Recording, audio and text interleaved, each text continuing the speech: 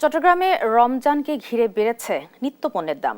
এ নিয়ে বিস্তারিত জানাতে সরাসরি যুক্ত হচ্ছেন সহকর্মী আজিজা হক পায়েল। পায়েল, বাজারে পণ্যের সরবরাহ ও দাম কেমন দেখছেন, আর ক্রেতা বিক্রেতারা কি বলছেন?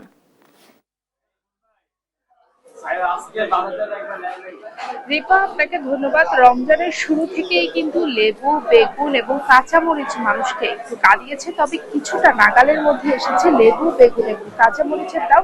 তবে এখনো মধ্যবিত্তের নাগালের বাইরে রয়েছে মাছ এবং মাংসের দাম।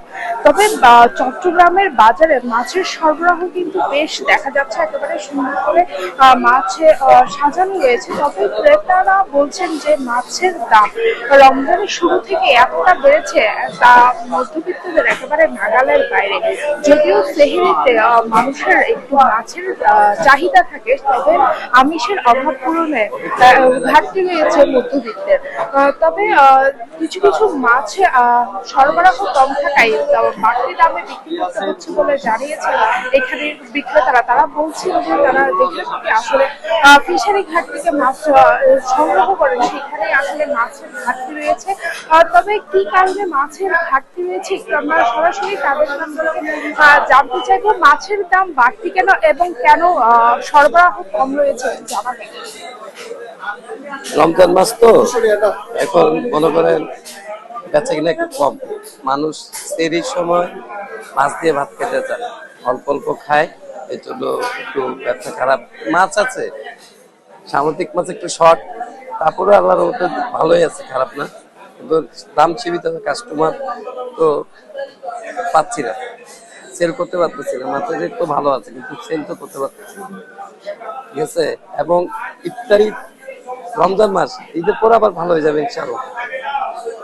যেমনটি বলছিলাম যে সরবরাহ আসলে কম থাকায় এবং মানুষের চাহিদাও একটু কম রয়েছে, তবে মাছের বাজারে বাড়তি রয়েছে। আমরা আরেকজনের সাথে একটু কথা বলবো, একটু জানতে চাইবো মাছের দামটা একটু বেশি কেন, সরবরাহ কি ঠিকঠাক রয়েছে কিনা। আপনার মাছের মূল্যটা নির্ধারণ হয় আপনার অ্যাভেলেবেলের উপর এবং চাহিদার উপর। তো আপনার যে মাছটা আপনার অ্যাভেলেবেল থাকে তখন ওই মাছের রেটটা একটু সীমিত থাকে, একটু আয়ত্তের মধ্যে থাকে।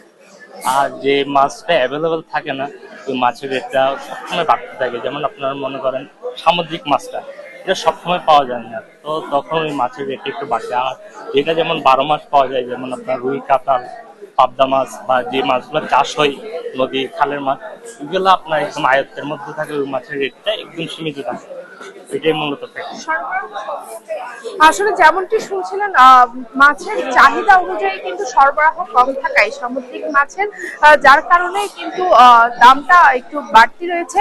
এবং যদিও মাছের যেখানকার থেকে তারা সংগ্রহ করে আসলে সেখান থেকে পরিবহন খরচ এবং সবকিছুই মিলিয়ে আসলে মাছের দামটা বাড়তি রয়েছে। সেই সাথে মাংসের দামও নাগালের বাইরে। যদিও আগে মাংস পাওয়া যেত 900 থেকে 950 টাকা, তা এখন 1000 থেকে 1100 টাকা পর্যন্ত ছুঁয়েছে। তবে চট্টগ্রামের অন্য বাজারে এখনো পর্যন্ত কিছুটা কমেছে মুরগির দাম। এই ছিল চট্টগ্রামের নিত্যপণ্যের বাজারের সর্বশেষ আপডেট। রিপা, ধন্যবাদ পায়েল আপনার।